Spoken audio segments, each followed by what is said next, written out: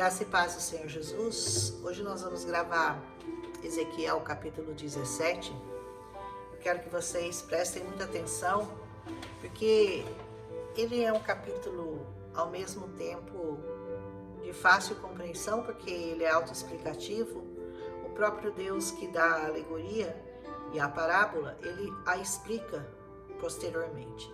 Então eu só vou acrescentar alguns detalhes históricos e a revelação final, que é a mais importante, né? Que é o renovo de Davi. Diz assim: veio em mim a palavra do Senhor. Filho do homem, apresente uma alegoria, conte uma parábola. O que Jesus mais gostava de fazer era ensinar por parábolas. Se vocês lembram, né? Era uma das características do Senhor Jesus. E é uma das características do Pai, né? Ele ensinava aquele povo por meio de parábolas, por meio de alegorias, enfim. A alegoria diz o seguinte: diz o soberano Senhor: uma grande águia com asas poderosas, penas longas e uma vasta plumagem de cores variadas, veio ao Líbano, apoderando-se do alto de um cedro. Arrancou seu broto mais alto e levou-o para uma terra de comerciantes. Vocês sabem que a Babilônia era uma terra de comerciantes, aonde ele plantou numa cidade de mercadores aquele galho que ele apanhou do cedro, né? O broto mais alto que tinha no cedro. Depois ele apanhou um pouco de sementes da sua terra e as pôs no solo fértil, plantou-as como um salgueiro junto à água, às muitas águas. Elas brotaram, tornaram-se uma videira baixa e copada, seus ramos se voltaram para a águia, mas as suas raízes permaneceram debaixo da videira. A videira desenvolveu-se e cobriu-se de ramos, brotos e folhas. Mas, eu vou falar dessa primeira águia aqui, né?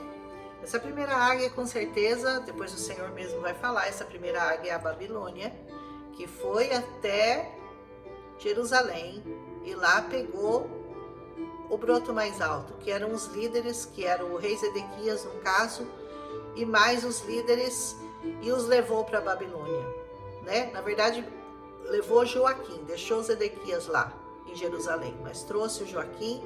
Só mais posteriormente, no final aqui, que a gente vai ver que o Zedequias também vai ser levado, mas de uma maneira mais dramática, né?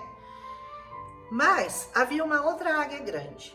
Essa outra águia grande é o Egito, com quem o Zedequias vai fazer uma aliança.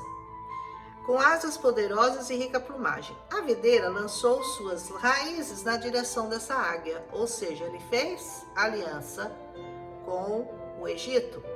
Desde o lugar onde estava plantado, estendeu seus ramos para ela em busca de água.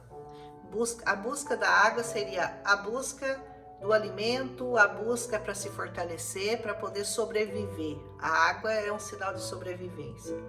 Ora, ela havia sido plantada num terreno bom, junto a muitas águas. Ela havia sido plantada onde? Na Babilônia, onde produzia ramos, daria frutos e se tornaria uma videira viçosa. Então a intenção do Senhor que ele queria mostrar é que, apesar de eles estarem cativos, o Senhor tinha dito: fiquem aí e eu vou cuidar dos que ficaram lá em Jerusalém. Combinado? Esse era o trato. Diga a eles, assim diz o Senhor: como ele se aliou com a outra águia, que no caso era o Egito, ele fez uma coisa que o Senhor não se alegrou. Então o Senhor diz: essa aí vai vingar? Essa videira vai vingar? Ela não será desarraigada e seus frutos não serão arrancados dela para que seque? Tudo que brotar dela secará, tudo. Não serão precisos nem braços fortes e nem muitas pessoas para arrancá-la pelas raízes. Ela mesmo vai se acabar. Ela mesmo não vai dar seus frutos. Ainda que ela seja transplantada, será que ela vingará? Não secará totalmente quando o vento oriental a atingir, murchando e desaparecendo do lugar onde ela crescia? Não é isso que vai acontecer? A palavra agora explicativa. Diga a essa nação: você não sabe o que essas coisas significam? Eu vou explicar para vocês. Diga para eles: O rei da Babilônia foi até Jerusalém, como eu já falei, tirou de lá o seu rei, Joaquim, e seus nobres, e os levou consigo de volta à Babilônia. Essa era a primeira alegoria. Depois de ter tratado como um membro da família real e o colocou sob juramento, também levou embora os líderes da terra, ou seja, ele fez uma aliança, levou embora todos, não só o rei, mas todos os líderes, para humilhar o resto do reino e torná-los incapazes de voltar a se erguer, garantindo apenas a sua sobrevivência pelo cumprimento do seu trabalho. Então a intenção era mantê-los vivos na terra deles, mas apenas dando o necessário para a sobrevivência. Mas o rei, que no caso era o Zedequias, que tinha ficado lá, ele se revoltou. E ele enviou uma mensagem para o Egito. O Egito é a segunda águia, pedindo cavalos e um grande exército. Será que ele se sairá bem? Será que vai dar certo essa história? Em vez de ele pedir ajuda para o Senhor, em vez de ele se aliar com o Senhor, dele fazer aliança com aquele que podia realmente livrá-lo, ele foi pedir ajuda, foi pedir socorro para os Zedequias contra a Babilônia, que o Senhor tinha falado: submetei-vos. Enquanto eu estiver dando poder para ela vai dominar sobre vocês. Era um castigo, lembra?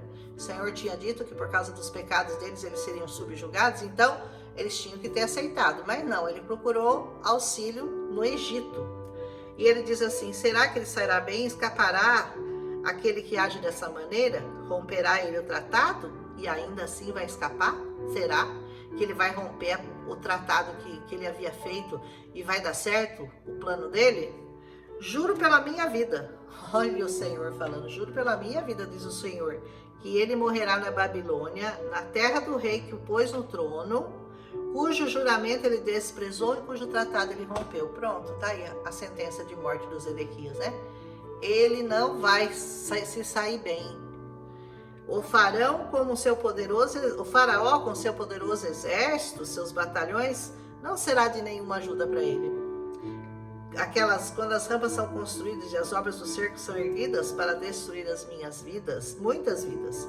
Ele desprezou o juramento quando ele rompeu o tratado, e como ele deu a mão em penhor e fez todas essas coisas, de modo algum escapará. Vocês se lembram que o Egito foi chamado para ajudar o rei Zedequias, mas no meio do caminho eles foram escorraçados pelo exército babilônico e voltaram rapidinho lá para a terra deles e não foram de nenhuma ajuda para Israel. Por isso diz o Senhor, eu juro pela minha vida que farei cair sobre a cabeça dele o meu juramento que ele desprezou, minha aliança que ele rompeu. Ai daqueles que rompem alianças e que quebram juramentos, né? Estenderei sobre eles a minha rede, ele será pego no seu laço. Lembra que ele tentou escapar à noite pelo muro, mas ele foi pego e daí foi cegado. A última visão que ele teve foi dos filhos sendo mortos na frente dele e ele foi levado cativo para a Babilônia. Eu o levarei para a Babilônia, diz o Senhor, e ali executarei juízo sobre ele, porque ele me foi infiel. Aquilo que o Senhor havia dito para ele fazer, ele não fez. Ele foi buscar ajuda aonde? No Egito. O último lugar onde você tem que procurar ajuda, meu irmão, é no Egito. O Egito é o mundo.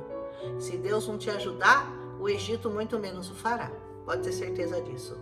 Todas as suas tropas em fuga cairão pela espada, e os sobreviventes serão espalhados aos ventos. Então vocês saberão que eu sou o Senhor que falei. Amém? Assim diz o soberano, eu mesmo apanharei um broto bem alto. Essa parte aqui é muito bonita. Como falhou com Joaquim, como Zedequias também falhou, como todo Israel falhou com Deus. Por quê?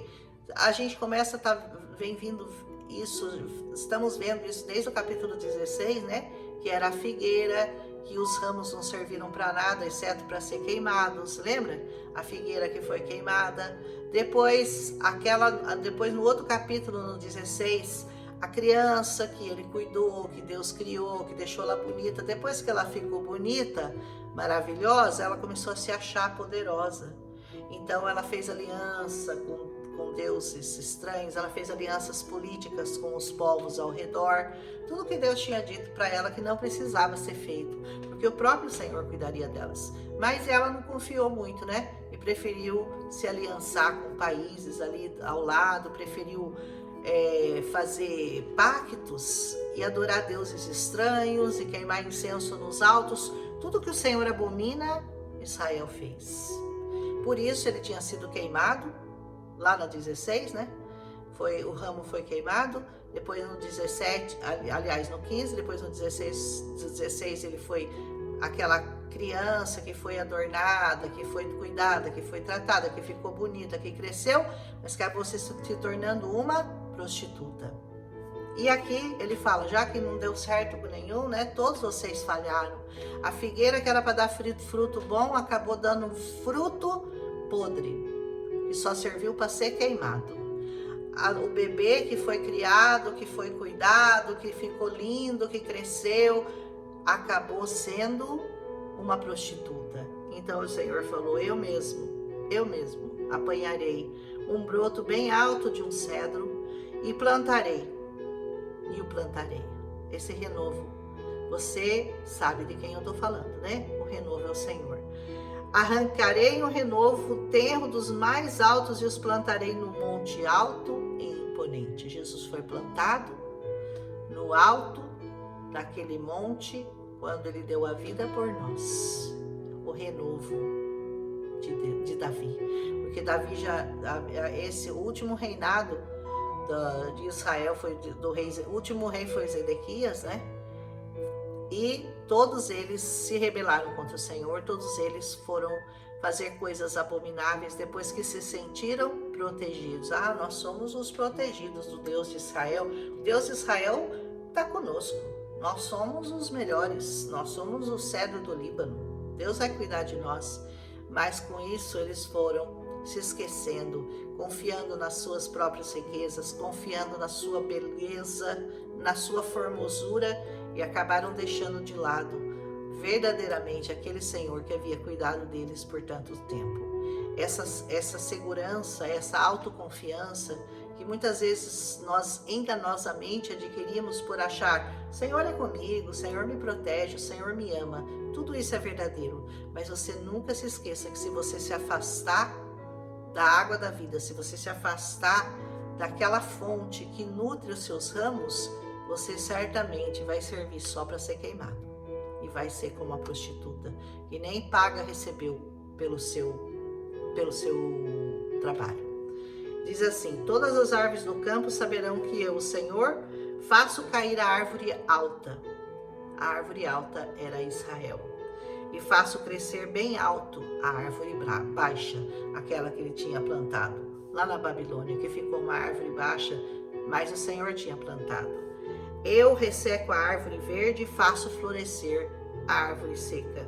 Eu, o Senhor, falei e eu farei. E ele fez, verdadeiramente. Ele fez, ele faz, ele tem feito. E essa visão da águia, você lembra que eu não me canso, toda vez que eu vou falar da águia, eu me lembro, né, da águia, do bezerro, do leão e do homem, né?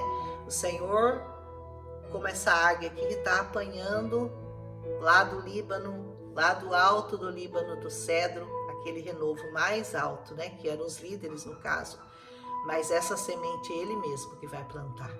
E ela vai nascer e vai dar frutos para sempre. Depois o cordeiro que foi morto, naquela figura de uma dos quatro rostos. Depois aqui o leão, que ele morreu como cordeiro, ressuscitou como leão, nos vigia como a águia e é a aparência de um homem, porque o Senhor Jesus veio, se fez homem e morreu no nosso lugar. Que nós aprendamos a ter confiança nesse Deus, mas que nós não nos vangloriemos e não comecemos a achar que o poder está... O poder é nosso, o poder não é nosso, o poder é todinho do Senhor. Ele nos usa só como vasos de barro para espalharmos a palavra, para curarmos as nações, para profetizarmos as nações. Aqui, como Ezequias fez, nós podemos fazer também, que o Senhor vive, que o Senhor reina, que o Senhor é poderoso, mas que nós não podemos nunca nos esquecer que da mesma forma como ele lançou aquela videira no fogo, porque se afastou, porque se perdeu no meio do caminho, porque se auto achou poderosa, ele pode fazer isso conosco também, né? Ai de nós, né? Se nós nos vangloriarmos, eu sempre tenho pedido isso muito ao Senhor, Senhor, humildade, mantenha-me no meu lugar, para eu saber que eu nada sou apenas um instrumento da sua palavra. Aleluia! Vamos meditar nisso hoje.